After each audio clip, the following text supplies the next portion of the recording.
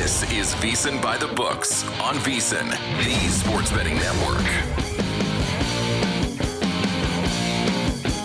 We begin the Friday edition. It is VSiN by the Books. Dave Ross here, Circus Sports, fabulous Las Vegas, Nevada.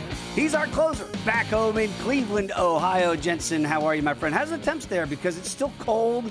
It's still winter here in April. Winter in Vegas in April. So I told you we woke up to high 30s yesterday. Yeah.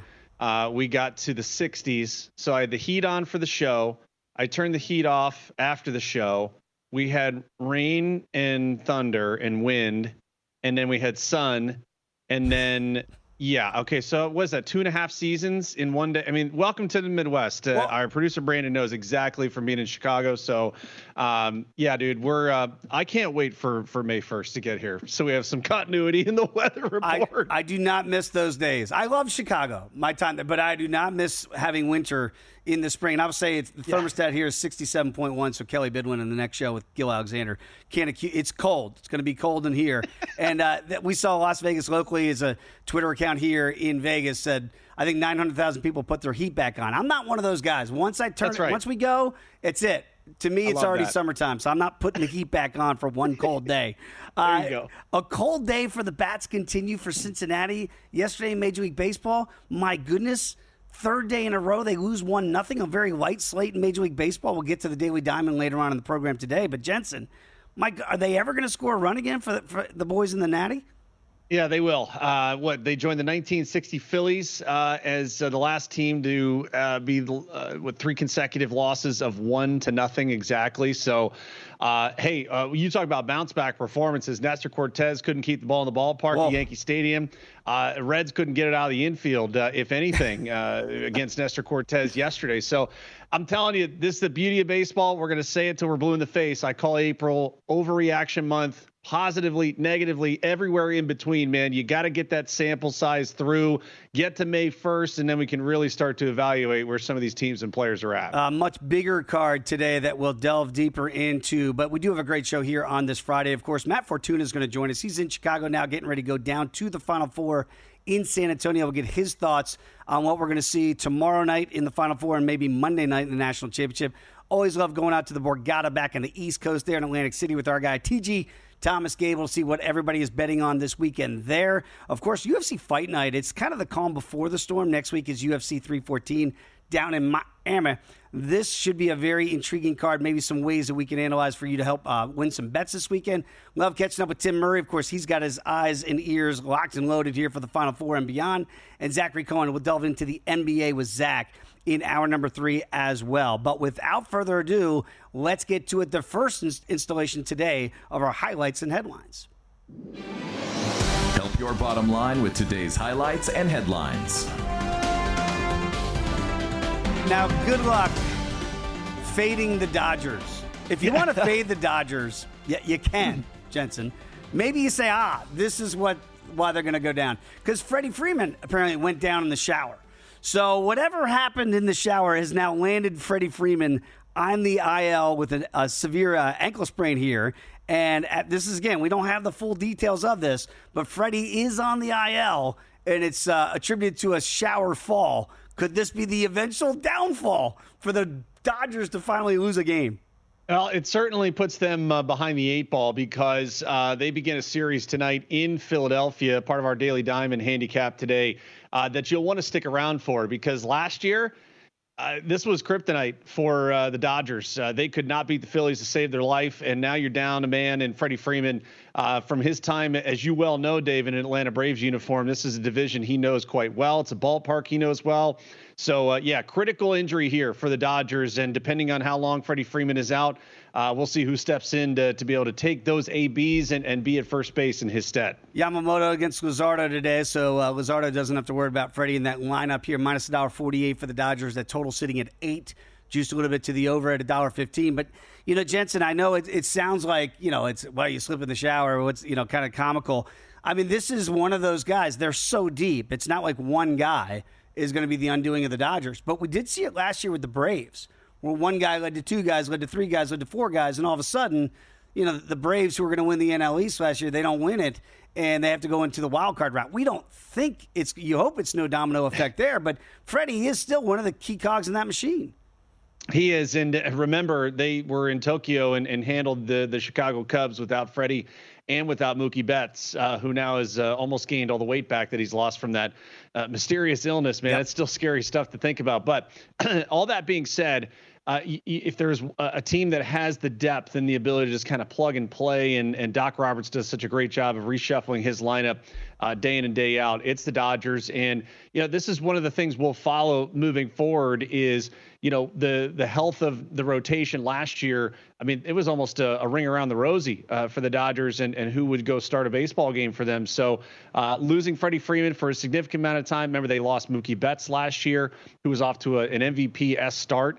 At the top of their lineup, they had to move Shohei Ohtani to that leadoff spot, and they feel like they never missed a beat. So undefeated right now, 8-0, but up against the Philadelphia team who just swept the Colorado Rockies. So we'll see how the Dodgers do here, game one, officially without Freddie, now that he is on the IL. Other highlights and headlines around the world of sports. How about Geno Smith?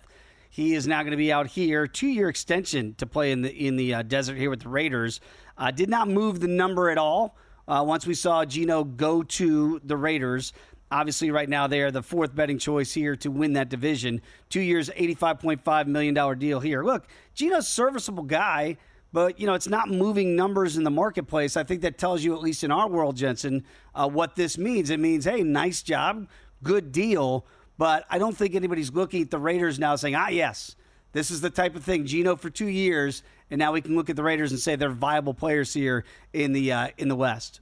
Yeah, I think you look at just where this provides continuity for Pete Carroll, a guy that he knows and respects, a veteran presence there, someone that can at least give you opportunities to win games. And let's face it, you and I look at win totals all the time. And when you think about where the home schedule is for Las Vegas this year, it's within the division, which we think could be up there as the most, not only the most competitive, but maybe it'll be the best all around, depending on where the Raiders' performance is after what Denver did last year. So you have the division.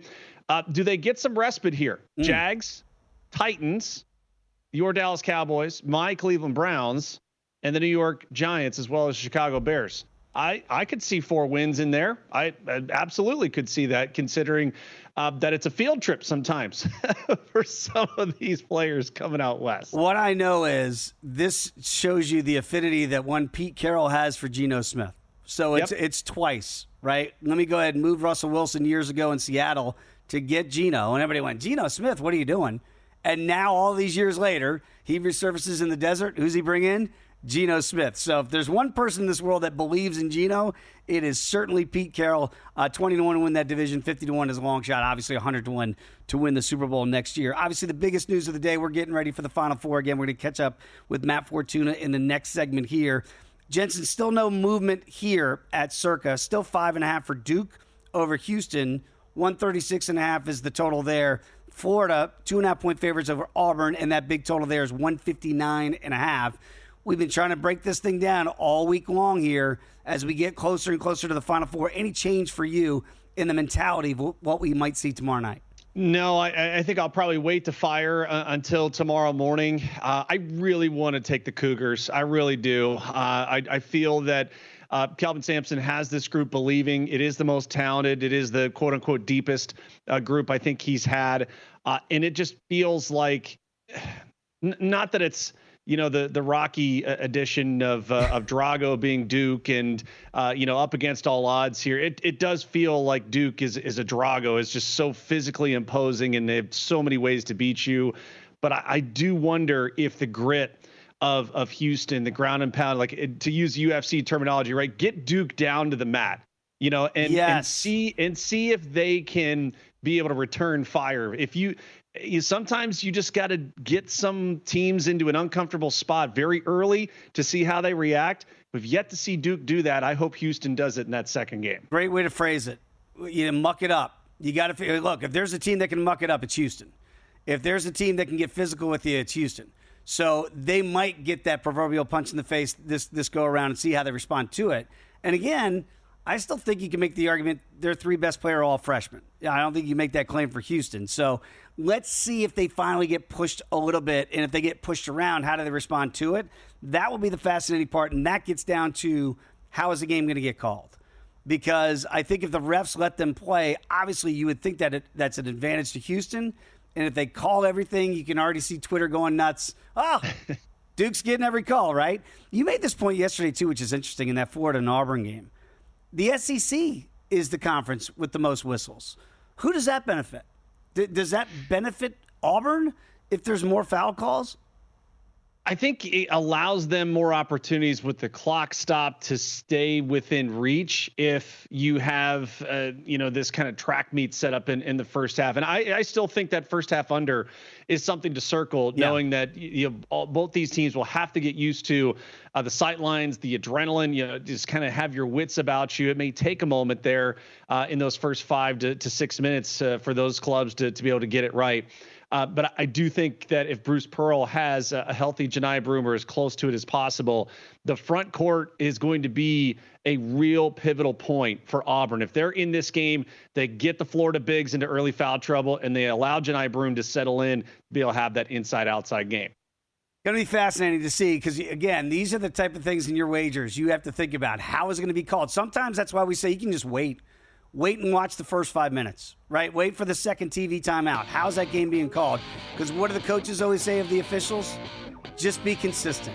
So if I know how you're going to call it, then you might be able to get a better edge on that if you don't like the pre-flop numbers here that we're going to have tomorrow night. All right, when we come back, let's catch up with Matt Fortuna, see what he thinks as we get ready on the eve of the Final Four. That is next. Friday edition continues here, VSiN by the Books.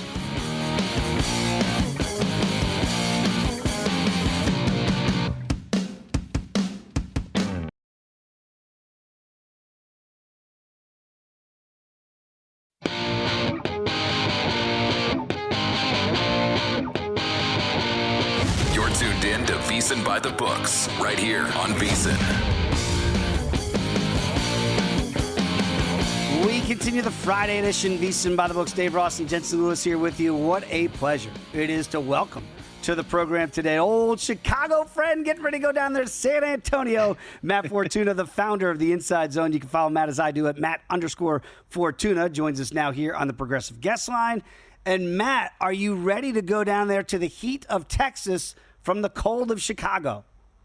When you phrase it that way, I can't get there soon enough, my friend. Yeah, looking forward to it. It's great to be out with you guys again. How you doing? We're doing great, man. It's great to catch up with you. And again, we tried to break it down a little bit all week long. I'm wondering when you get down there, does anything change, Matt, for you? Obviously, Janai Broom is the big story with his health. Is there anything else at this stage that you think, like, can you figure out when you talk to the players, when you see them warming up, if nerves are going to play a thing into this? Because I think Jensen and I are looking at this and going, maybe there's nerves early with these guys because they're still kids, and then maybe things start to warm up a little bit for those second halves. Does that really play a factor maybe in that first game in Auburn and Florida? Yeah, I think traditionally, yes, that's kind of the mindset you take going into these teams because this tournament's been so chalky so far. Because we're talking about 4 number 1 seeds, I'm not sure there's a whole lot that we don't know already about all 4 teams. I mean, this tournament has been boring in that sense, right? Like I'm someone who loves March Madness. When I fill out a bracket, I'm always picking big upsets here or there just because it's usually going to happen some way, shape, or form. And that just hasn't been the case so far this season. I guess with Duke, because they're so young, and because they've got a young coach, a third-year head coach in John Shire, who hasn't looked the part so far, maybe you wonder if they're not ready for this stage. But, I mean, they've been on big stages before. This is Duke. This isn't some Cinderella team that's just having to get there with some young guys who got hot at the right time. I mean, I do think the Houston matchup is an interesting one just because of the style of ball that Houston likes to play defensively. But, again, nothing has fazed these guys so far. That Alabama game, for them to do what they did on both sides of the ball, I just thought was really darn impressive. Matt, as you look at both these contests, we know the star players for each sides or for all those teams. Of the supporting casts for these 4 clubs, where are you focused most to see if they are the ones that are the difference makers. I mean, let's say the coaches for both sides say, all right, we're taking the star guys out or we're limiting them as much as possible. Who in your mind needs to step up the most to get their respective team into the national title game?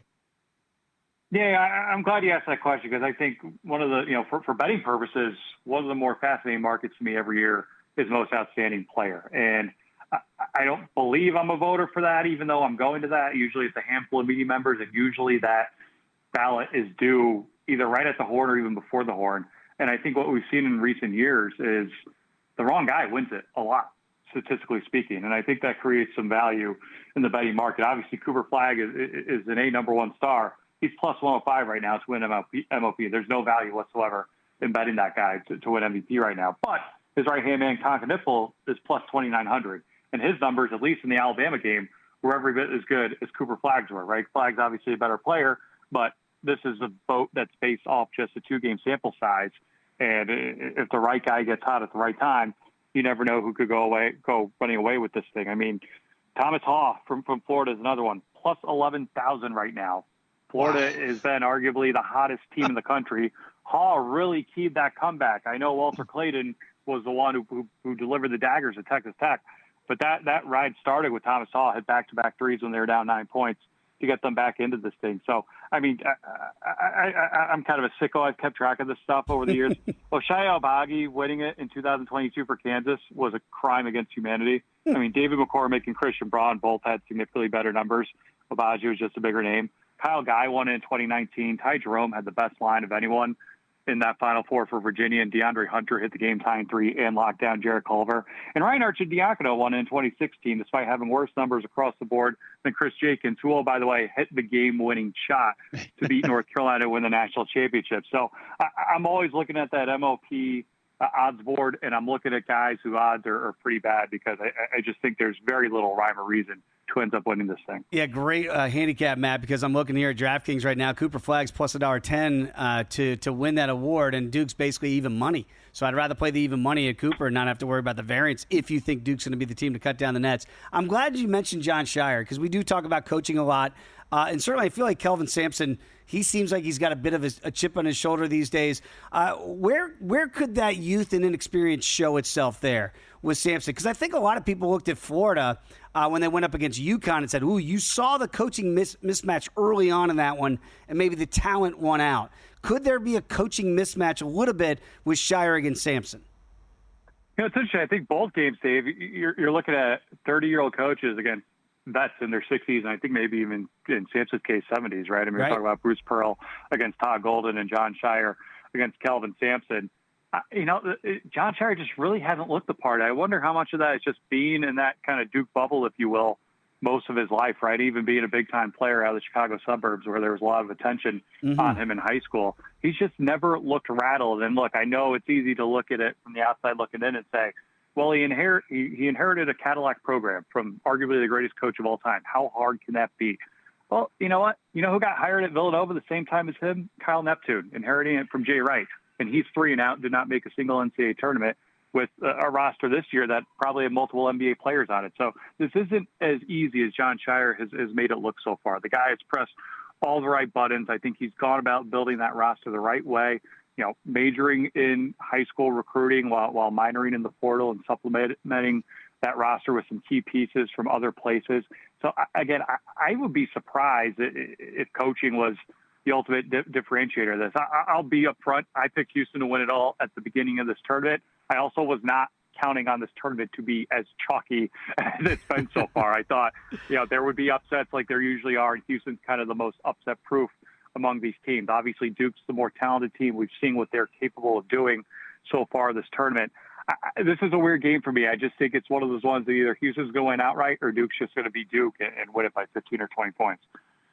All right, Matt, as we kind of look at more of the secondary markets here, let's bypass just the full game spread in total.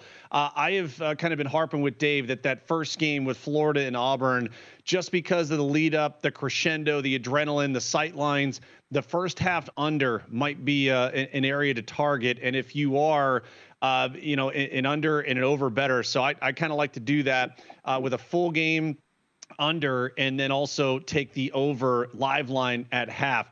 Do you subscribe to, because of the venue, because of the moment, that first game and that first half, we could see some of the jitters there from both Florida and Auburn from a sightline perspective and trying to kind of get their wits about them?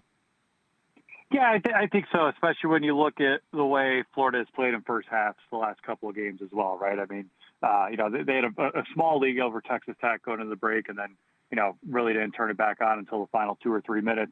And then the Maryland game, I mean, that game was neck and neck in the first half as well in the Sweet 16. So I do think there's some truth to that.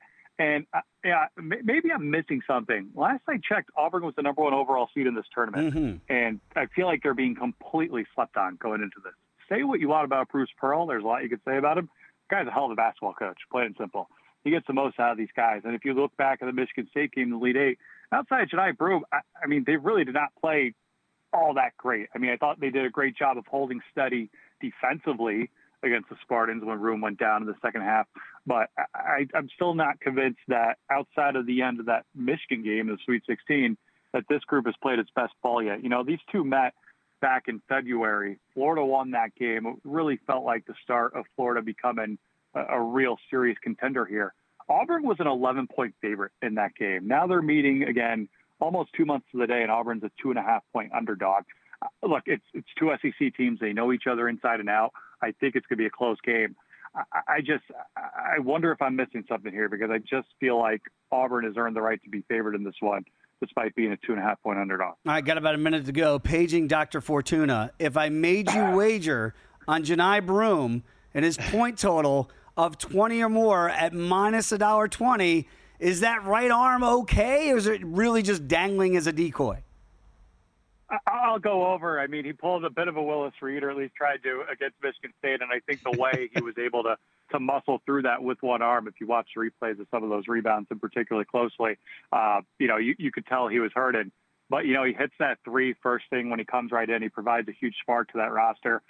Look, I mean, if you ask him and those in the SEC, they'll say this guy's every bit the National Player of the Year candidate that Cooper Flagg was. And I think both of them being in the same building, albeit not against each other tomorrow night, at least not yet. I think that's going to be an underlying motivation factor as well. So that number is low enough for me to bet on him, regardless of how he feels. Matt, you're great. We appreciate your time. Are you going to pack a jacket, or are you just going to go down there and enjoy that heat of San Antonio? No need. Wearing a hoodie at the airport, because it's always cold here and in the airport, but I'm taking that bad boy off right when I land. There you go. Matt, enjoy the Final Four, my friend. We'll catch up again soon. Thanks, guys. Take it easy. There he is, everybody. Matt Fortuna. Give him a follow on X at Matt_Fortuna. Check out the Inside Zone there. By the way, we got a Hoops and Horses challenge here. It's by First Bet, our friends over there at First Bet.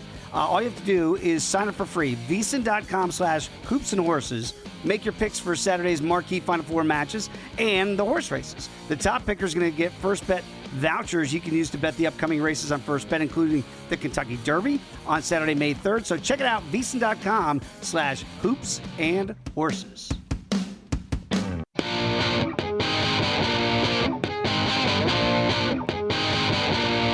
You're tuned in to VSiN by the Books, right here on VSiN.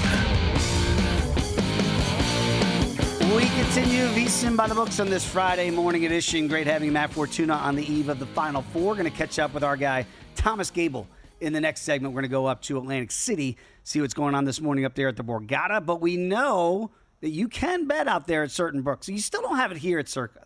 Still, like we have Mike Palm on. What am I going to do? Hey, Mike, when are you going to post those win totals for the NFL? They're going to get them out there, and when they do, it's going to be chaos here. There are books around Las Vegas. You can already bet these win totals. We've been going through them all week long. We have 3 more to get to that we have not done here.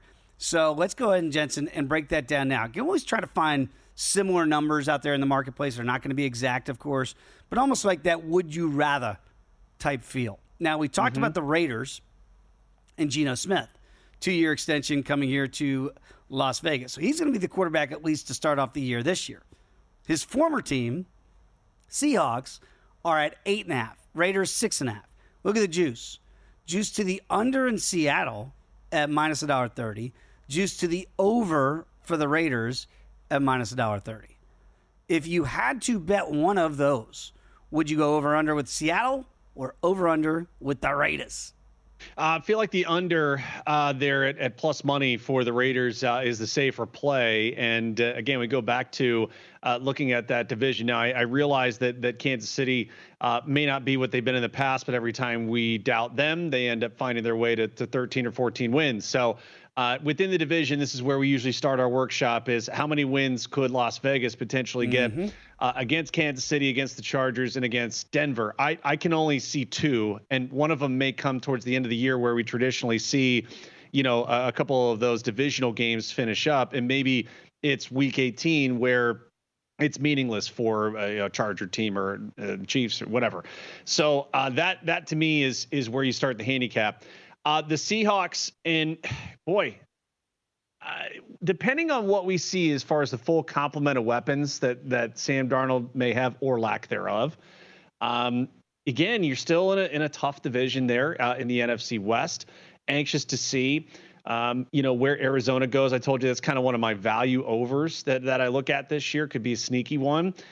We know that the Niners defense with Robert Saleh back will be very solid, and the Rams defense is going to be very good. So yeah, I would say of the two, I would take the Raiders under 6.5 at plus money. I was all over the Raiders last year, and that was 6.5 a year ago. It was one of my best plays in the futures market, and I played the adjusted win total under 5.5 as well at over 230. Both those cashed relatively easily. I'm a little bit leery this year. I don't know that this is a team I'm going to be involved with because I don't know that I'm finding value. That's the respect I have for Pete Carroll. So I don't want to lay the juice at $1.30 to play the over. And I'm with you. If I had to play it, I'd probably look to the under plus $1.15. I do think they're going to be improved this year, just from a coaching perspective, dramatically. By the way, if you really do think that Seattle can win 9 or more games to hit that over at plus $1.15, you should then look at the division prices because they're plus 550 to win the division as the third betting choice, right? You get to 9, and we did San Francisco. They're at 10.5, right? So you do that math. All of a sudden, if you get to 9, you're probably within a game of that division. So I do like Mike McDonald. I like what he's doing. I know that people are like, what are they doing? You're getting rid of DK Metcalf. You're getting basically all new wide receivers that are not named Jackson Smith and Jigba. I trust it. I kind of trust the front office there of John Schneider and company. I'd look to that over in Seattle at plus $1.15. I do think they're going to be live in that division. The Bolts. We talk about Jim Harbaugh, John Harbaugh. John, I know we trust. Jim, I know we trust. 9.5 is the total. Same for the Broncos. And how about this? This is the Alex Rodriguez looking into the mirror gif because it's identical. 110 either way. What do we make of that? The Broncos have already caught the Chargers in the betting market. And the numbers may be the same, but objects are different than they appear here. The Chargers over would be one of the strongest plays I think I'd have of the win totals that we've gone after. And I think that you look at the quarterback play, you look at the revamped defense now too, and some of the added weaponry. I wonder if Najee Harris ends up being that difference maker for their run game and kind of being able to continue to do what Jim Harbaugh loves to do, which is ground and pound, move the chains. Hawkeye is going to be able to be all over it, but I think that this is a group that now is in position to take that next step. The Broncos under feels like the play on that side, but of the two, I would certainly back the Chargers over 9.5 as one of my strongest plays. You look at this division, and we just mentioned it with Pete Carroll there with the Raiders out here in Las Vegas. I mean, it's just littered with heavyweights of coaching. I mean, the only guy that hasn't won anything yet to date is Jim. I mean, think about that. You're going up against Andy Reid, he's just titles galore. You're going up against Pete Carroll, got it done in Seattle. And now I start to look at it and I go, my goodness, Sean Payton – he's already gotten this team to 9.5 wins. We knew, you win a Super Bowl, and I get it. You had Drew Brees back there in New Orleans. That is a team that's fast rising. 9.5, does that feel heavy at all? That maybe Bo Nix, is there a little bit of regression in year two? Sure, yeah, and I think that's also predicated off of where that division is still going to be very good. I mean, you still got to go to Arrowhead and try and beat Patrick Mahomes in his own backyard. So I think overall you feel really great about the strides they took last year. We see this year in and year out of the NFL, right, Dave? Is that teams that take a big leap and feel like they're there. Now, the hard part is backing it up. You are not sneaking up on anybody. There's plenty of film now on Bo Nix, what he likes to do, what really gives him trouble. But you do have the guru in Sean Payton to be able to devise some other things to be able to install come training camp and maybe after those first 3 to 4 weeks of seeing how defenses have adjusted. So this win total very much, I think, predicated on where those first 6 weeks look. Like if they're a gauntlet for them to run through, now all of a sudden that mental part creeps in and like, oh my God, we're up against it. So anxious to see once that release comes out in May, what those first 4 to 6 weeks look like for the Broncos. We got the Bucs and the Bengals, both at 9.5 with their win totals. The juice is dramatically different. The juice to the Bengals over is minus $1.50. And the juice is to the under on the Buccaneers at 9.5. And you got both guys here. Joey B, congratulations. You won Comeback Player of the Year again. But was there ever a guy that just looked like he did not care about winning that award? And then you got a guy that's a perennial candidate. I don't know if he can be any more because Baker Mayfield, his career has already come back. We all get it now that Baker, it took him multiple stops, but he looks like he's found the right one here in Tampa Bay. Are we underselling Tampa Bay and what Todd Bowles has done and what they've done offensively down there in Tampa with the resurrection of Baker Mayfield and company? For sure. Well, I mean, this comparison, it's easily Tampa on the over because of the division. The division is there for the taking. Dave, I think we will be absolutely shocked if Tampa Bay cannot get at least 4 wins in their divisional games. I mean, just tell me how Michael Penix and company are beating Baker Mayfield twice, once, right, if not twice, right?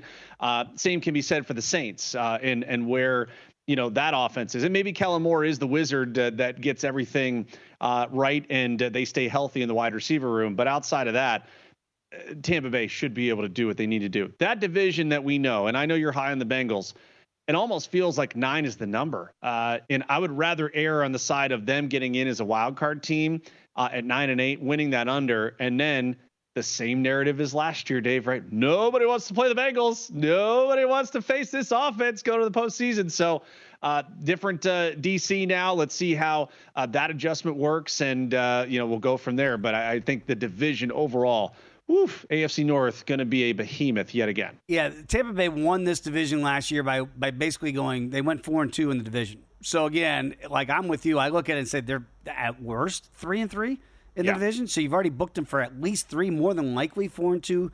Again, health is going to be a key, obviously, with some of those aging receivers. Chris Godwin coming back off that gruesome injury. Mike Evans was banged up a lot last year. You got to hope that Baker Mayfield stays healthy. And conversely, the same thing for the Bengals. And you're right, this, that we did this over, 2 months ago. I hopped on the Bengals early once these numbers first came out. So ahead of the number there, which is great. But now you got to have that health. And you got to figure out what's going on with Hendrickson defensively. Great, you got the receivers back. Do you have a running game? Is the offensive line better? There are still questions for the Bengals. But if you've got Joey B, you got a shot. And that's the thing. I would not play it at minus $1.50 to that juice for the 9.5, but I do like this Bengals football team. Right now, VSiN.com/subscribe, we've got a summer special that's going to go through August 1st. It's just $59. Daily best bets, exclusive betting splits, expert analysis, and all those betting systems there for you. $59 to get you in our summer special here at VSiN. Okay, when we come back, Thomas Gable is going to join the program. And Jensen, I'm curious. They're right there in Atlantic City. I just wonder, are people buzzing about the Final Four down there? Is that what are they talking about it on the East Coast? It feels like it's so far away. So we'll catch up with Thomas, see if they're taking anything in for UFC and beyond. Because I'm assuming they're starting to bet baseball with the Yankees, with the Phillies, East Coast. That feels like maybe we're getting some action there. We'll check it out with Thomas when you come back with us right here on VSiN by the Books.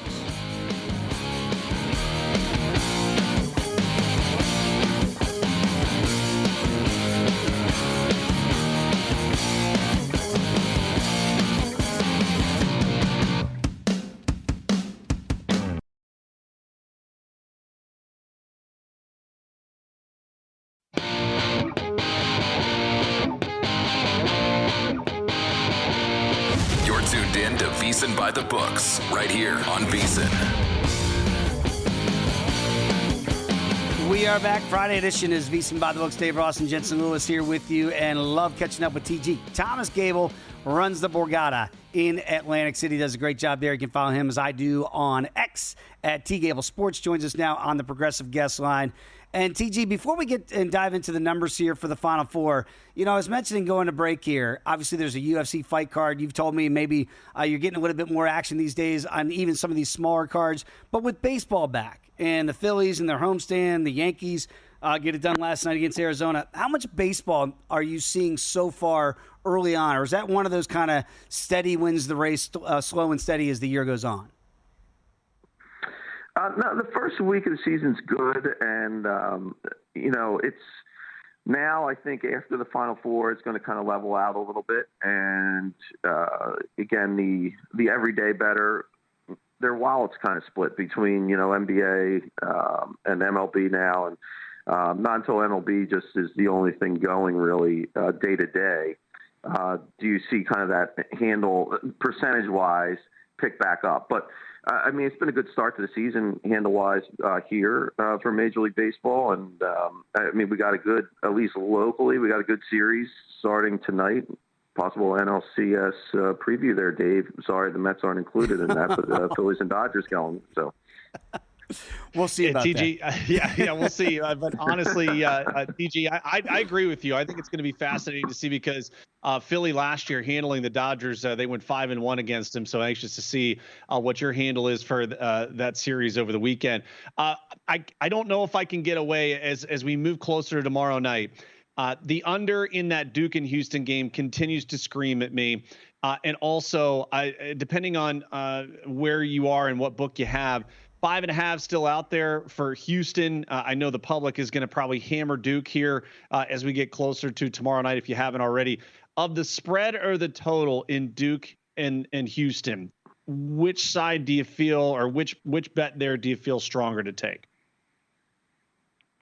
Well, I'm with you, Jensen. I would lean under here at 136.5.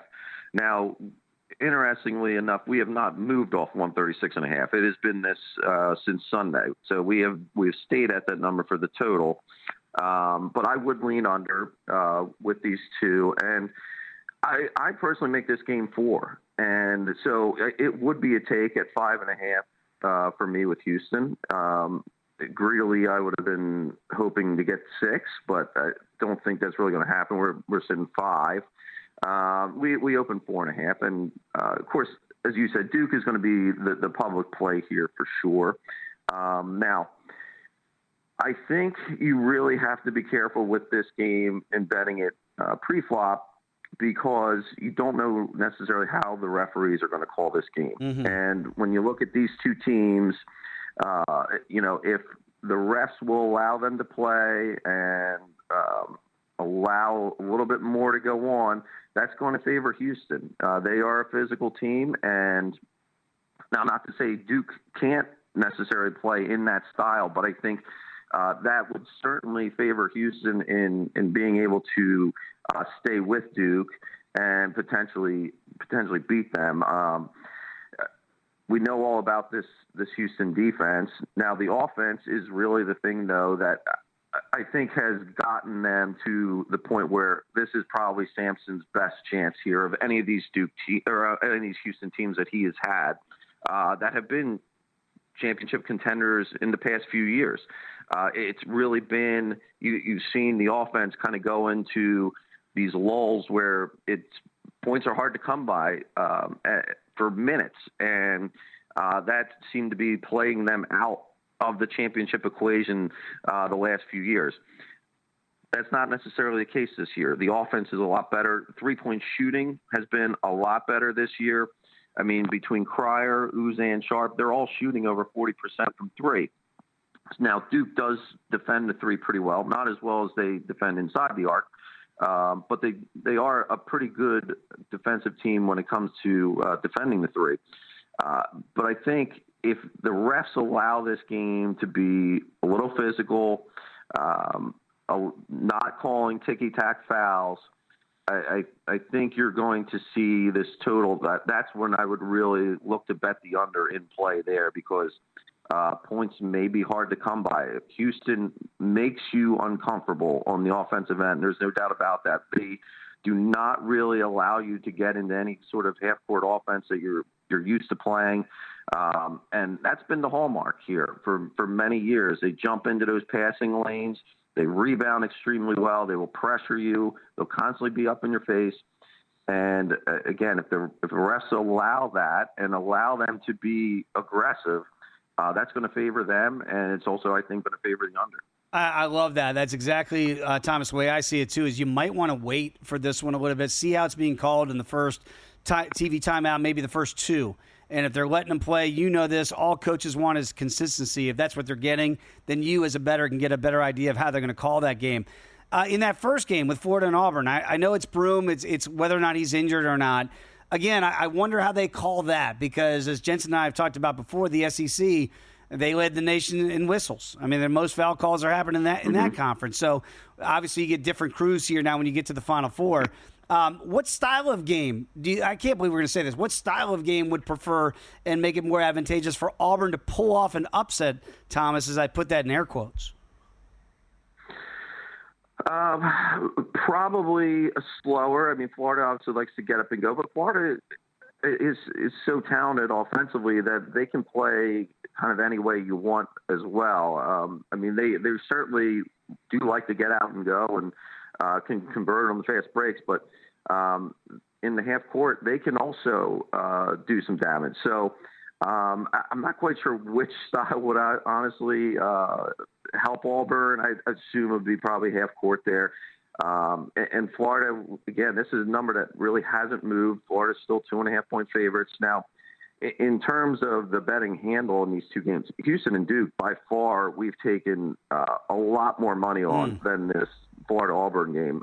Just the interest seems to really be around the Houston-Duke matchup there, and I've heard people say that game could potentially determine the national champion. I wouldn't go that far because the bottom line is you have the top four teams in the country here, and you rarely get this in a Final Four.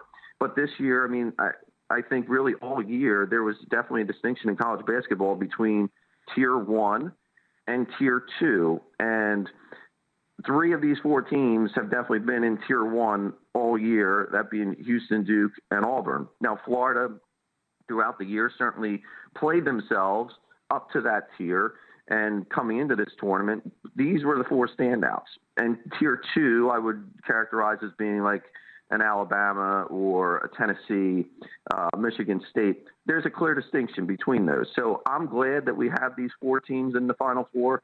I know some people are complaining we didn't get the Cinderellas, we didn't get the upsets this year.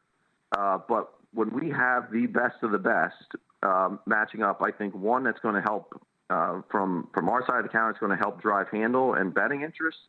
And just strictly from a college basketball fan perspective, I want to see these teams face off against one another. I want to see the best of the best face off for the national title. So this Florida-Auburn game, I don't sleep on the winner here. And Florida is a team that everybody was pretty high on coming into, especially after they ran through the SEC tournament. But they've escaped some near-death experiences there with Texas Tech and with UConn so far. But we'll see how they can handle Auburn here and if they can get themselves into the final there on Monday night. TJ, got about 30 seconds left, buddy. We get the Masters next week, and anxious, I know Dave and I are, to get everything in. Anything you've got so far on that booked and maybe an early pick from you? Yeah, I mean, I think if you're looking at who to go with, I mean, you got to look at strokes gained tee to green the last 3 months. This has been a category statistic that has really kind of decided who gets the green jacket. And when you look at that statistic specifically, it's been Colin Morikawa yes. who's leading that. So, Rory obviously is in top form. Rory leads in ticket count here so far, plus 650 currently. We're in good shape on him. We're in good shape on Scheffler at 4-1. But it's really, I know one of your favorites there, Dave, Ludwig, who we have some liability on right now, and also Bryson DeChambeau at 18-1. We also have a little bit of liability on. But remember, these odds have been up for almost a full year. So these prices that some people have gotten really have come much earlier last year even. So something to keep in mind there as we go in the Masters Week. What an astute observation on Morikawa, but I expect nothing else from you, TG. Absolutely down the board, much better value on Colin than you're going to get on Rory, that's for sure. Appreciate the time as always, TG. When we come back, much more to get to here. Just getting it cranked up here. Hour number 2 straight ahead. It's VSiN by the books.